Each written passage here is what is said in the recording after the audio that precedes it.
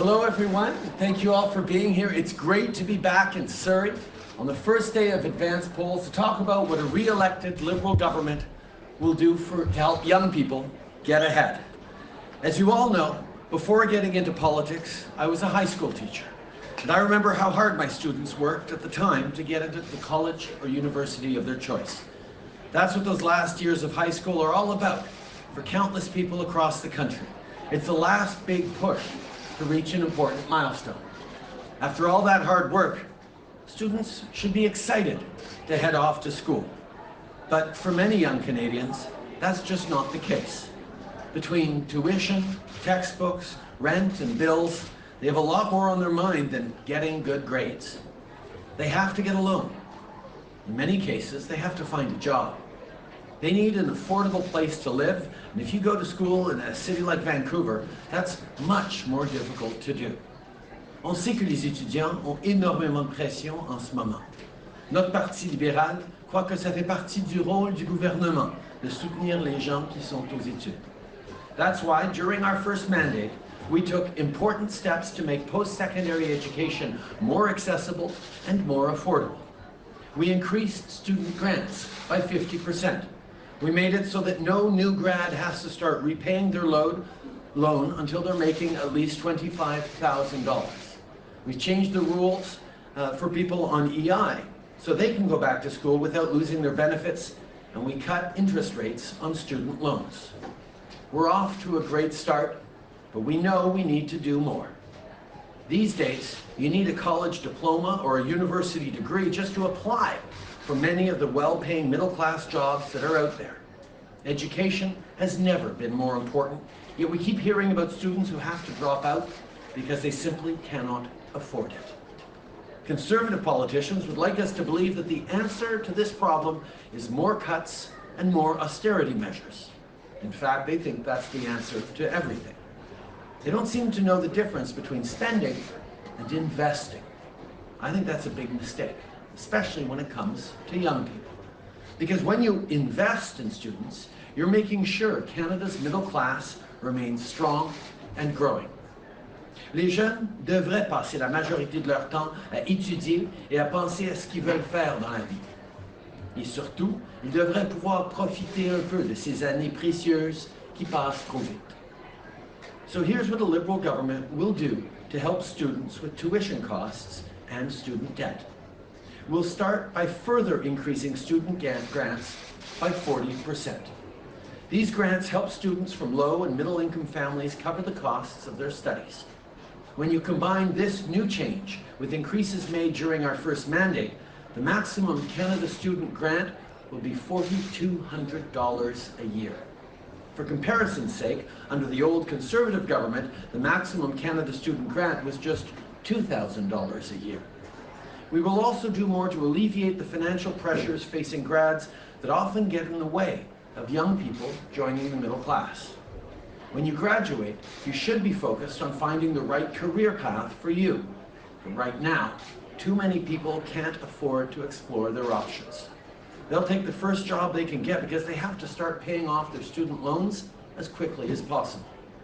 So, to give those who carry student loans a bit of breathing room, we will introduce a 2-year grace period following graduation. That means no payments and no interest when you first enter the job market. We're also going to change the rules so after that 2-year grace period, new grads don't have to start repaying their loans until they're earning at least $35,000 a year. And for new parents, we'll let them hit the pause button on repaying their loans until their kids reach 5. Any parent knows that when you have a baby, it doesn't matter how much planning you've done. You always end up having to cover extra costs you just didn't see coming. And it adds up.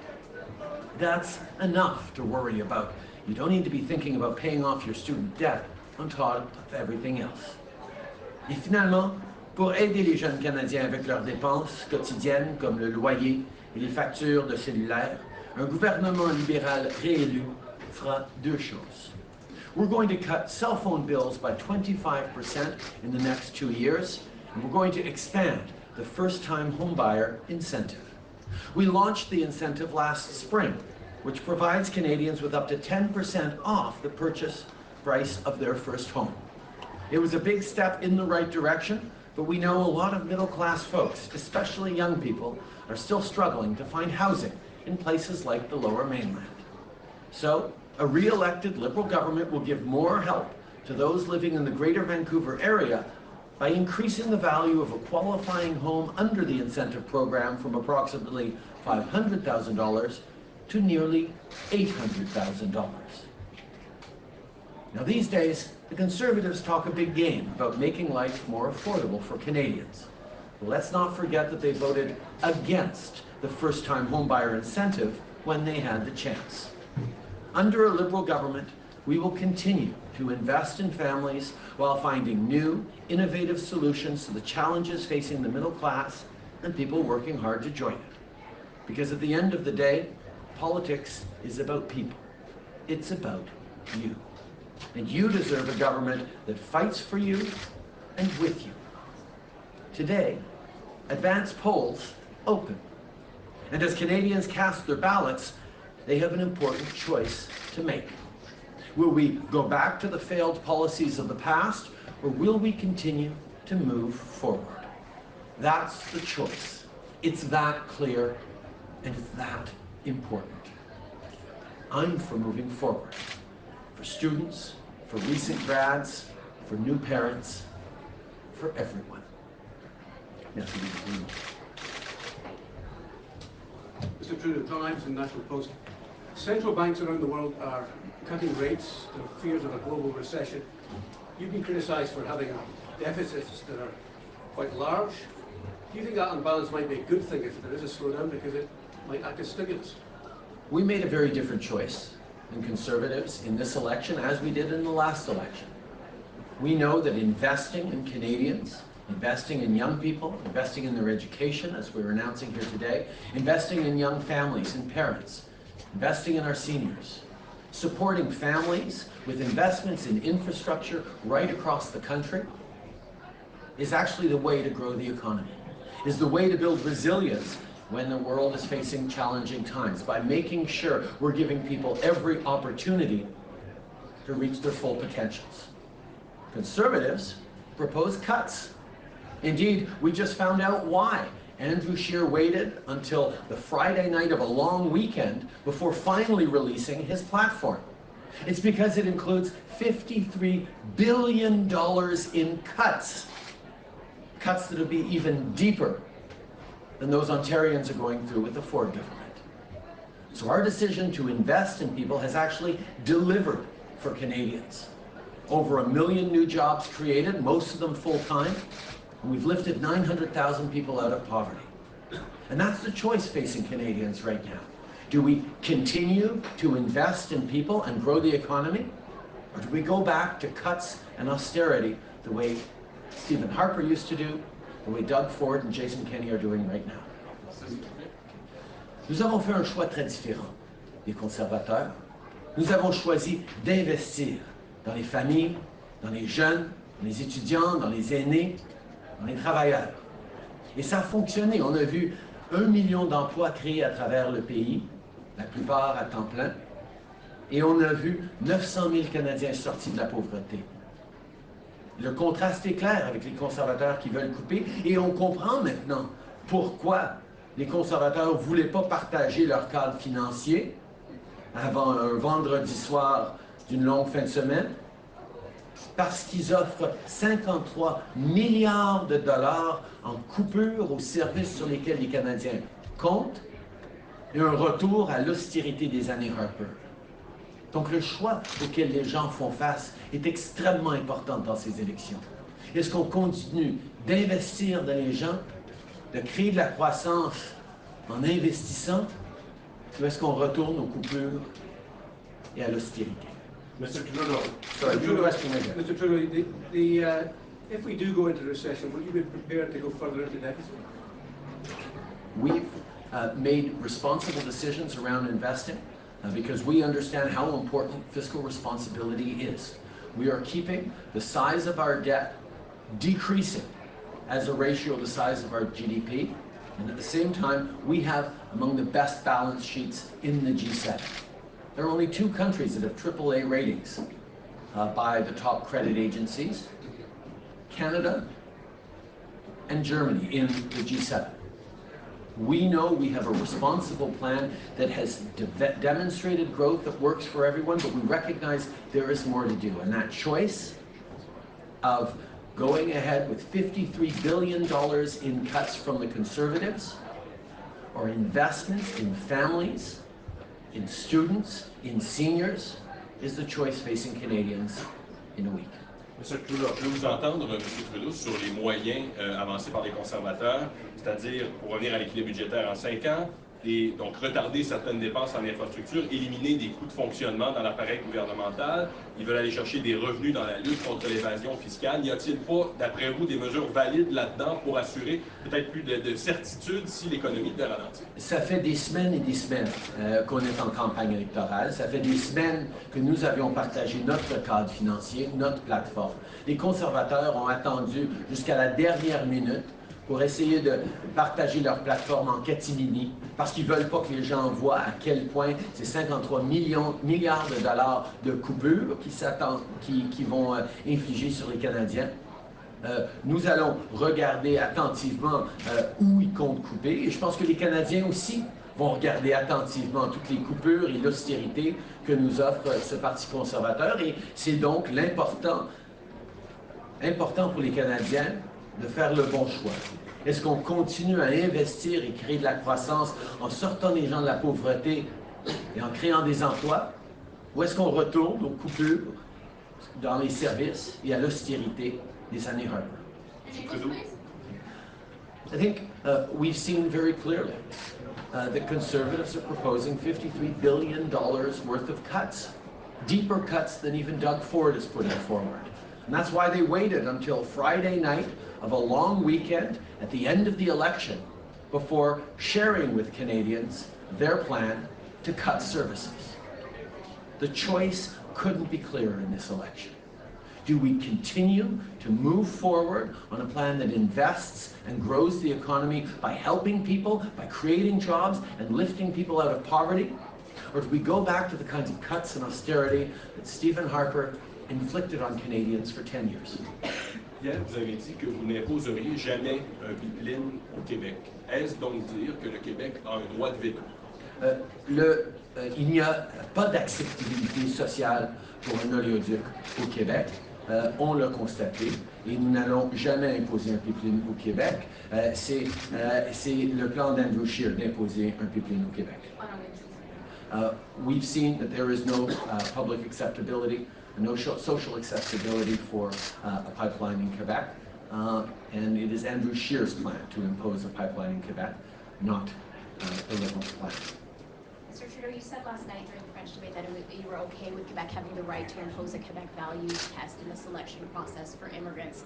How is that different from what former Conservative leadership candidate Kelly Leach was proposing, the Canadian test on values? The Quebec government has a certificate of selection process that is entirely a Quebec-led process. It is their rules on who they grant that certificate to. It's different from permanent residency, it's different from citizenship. It is a process that is entirely Quebec jurisdiction within the Canada-Quebec Immigration Accords.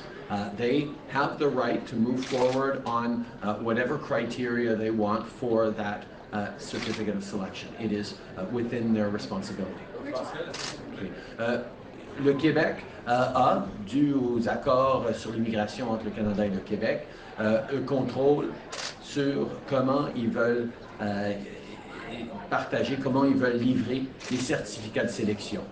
Ils ont le droit de choisir par quels critères ils vont décider qui méritera un certificat de sélection. We're talking about values here and asking future immigrants about their values. What would you consider an inappropriate question on such a test, and would you be willing to intervene if there was such a question on the test? I'm not going to get into hypotheticals on this one. That's a Quebec responsibility to deliver their certificate of selections. Tom Barry with CBC. I'd like to ask you about the situation in Syria. What exactly is the government going to do to track or prevent the escape and return to Canada of Islamic State terrorists being held by Kurdish forces in Syria? It is a crime in Canada to travel abroad for the purpose of supporting or engaging in terrorist activity. And we will ensure that the law is fully applied. I know your government said that it won't help fighters return to Canada, but are there active steps that you would take to prevent them from returning to Canada? We will continue to focus our efforts on stability and reconstruction in the region, even as we continue to hold strong against Daesh. Canada is leading a training mission for NATO in Baghdad, and we're going to continue to monitor the situation in the region very closely. Would you try to prevent them, though, from returning to Canada?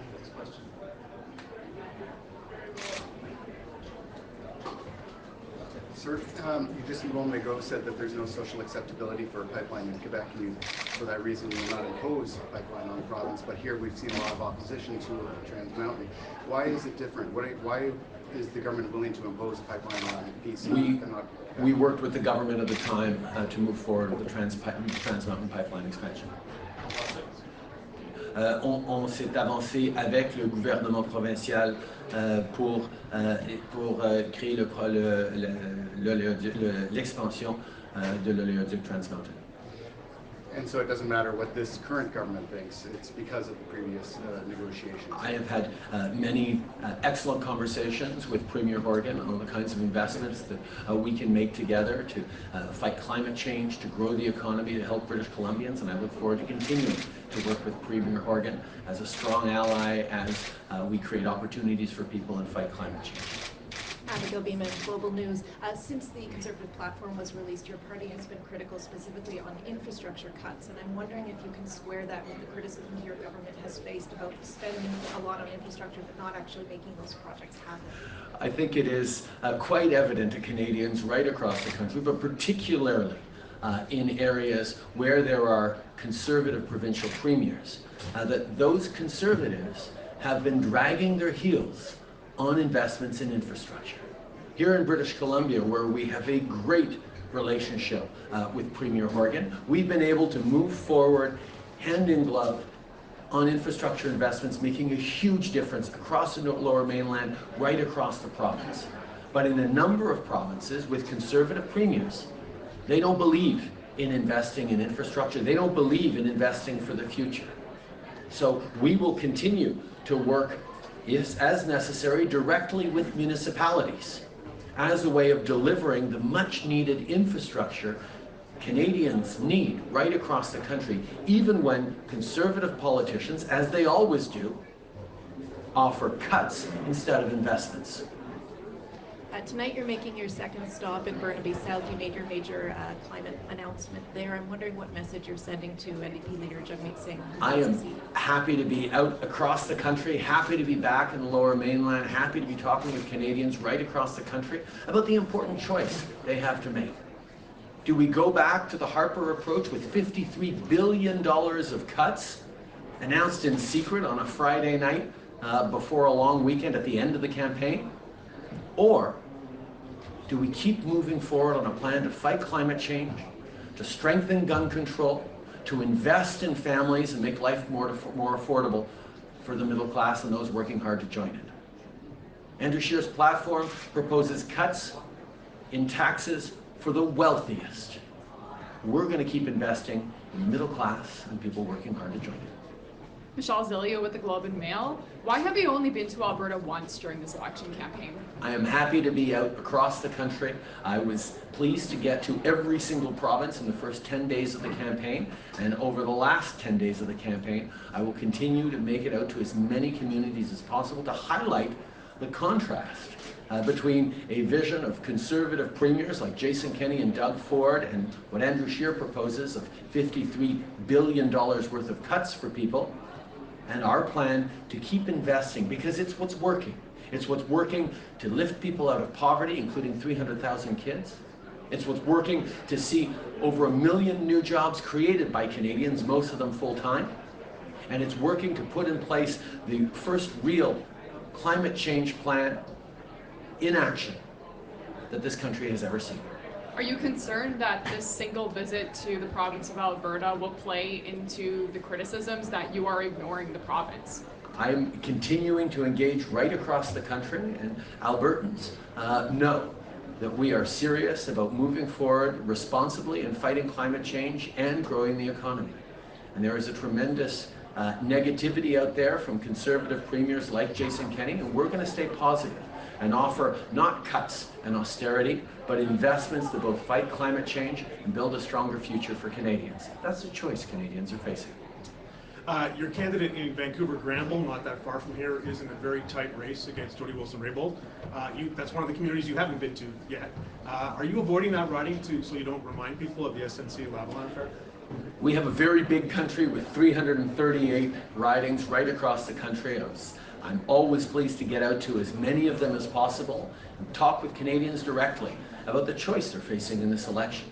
Do we go back to the cuts of the Harper years, $53 billion worth of cuts announced on a Friday night of a long weekend at the end of the campaign in secret? Or do we move forward on continuing to invest in Canadians? I know Canadians want to keep moving forward, and that's the choice they're facing 10 days from now.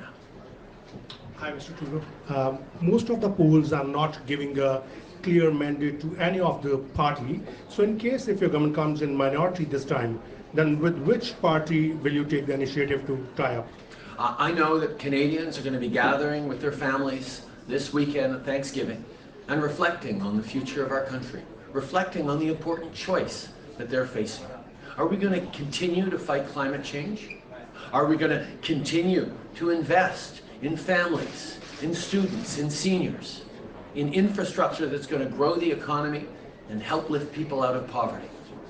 Are we going to strengthen gun control? Or are we going to make a choice to go with the Conservatives and weaken gun control?